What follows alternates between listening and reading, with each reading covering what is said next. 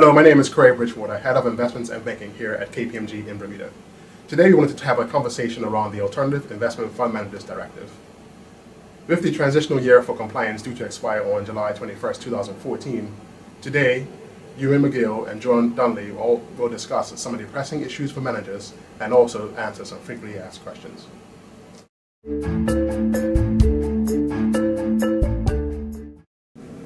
The AIFMD is an extraterritorial EU directive that regulates the marketing of alternative investment funds to EU investors. So if you're marketing a fund product in the EU, then you're caught.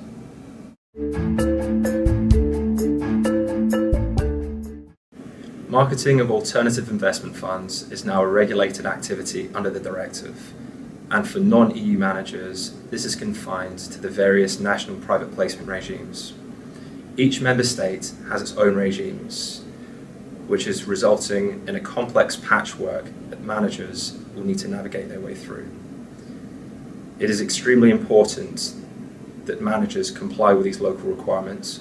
Marketing that is deemed to be illegal may result in regulatory sanctions and/or investor recourses in the event of losses.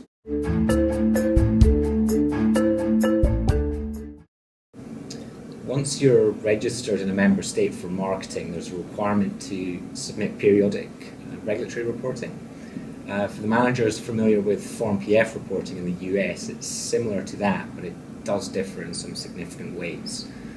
The regulatory reporting under AIFMD is an area that a lot of managers are currently struggling with.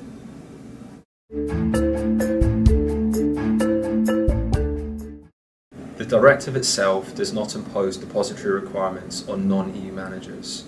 However, certain EU member states, such as Austria, Denmark, France and Germany, are imposing depository requirements on alternative investment funds marketed under their regimes.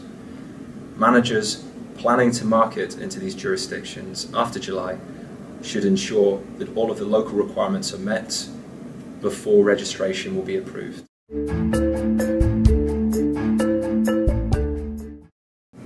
I think the obvious consequence of non-compliance is reputational damage and potential for regulatory sanction.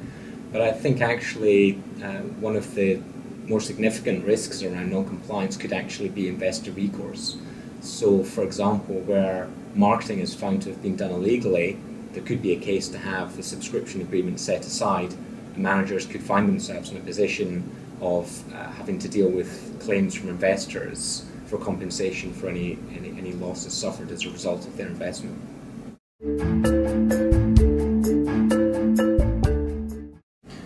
The directive provided for a transitional year for managers to become compliant. For non-EU managers utilising the private placement regimes, marketing under private placement from the 22nd of July 2014 will primarily involve the following three things.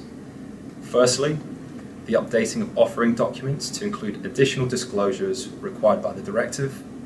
Secondly, the registering with member state regulators, remembering that requirements do vary across the various countries. And thirdly, preparing to submit regulatory reporting to each regulator that they register with.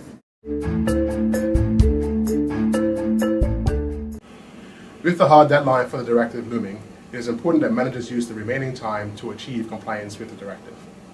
KPMG in Bermuda has the professionals and the skill set to be able to help managers, administrators, and other service providers to become compliant with the directive. Also, our global network has the credentials and track record to be able to help you not only achieve compliance with the directive, but also to make sure that you do it in a profitable way. To find out more about how KPMG in Bermuda can help you, please contact either Ewan, McGill or myself, or visit our AIFMD webpage on www.kpmg.bm. Thank you.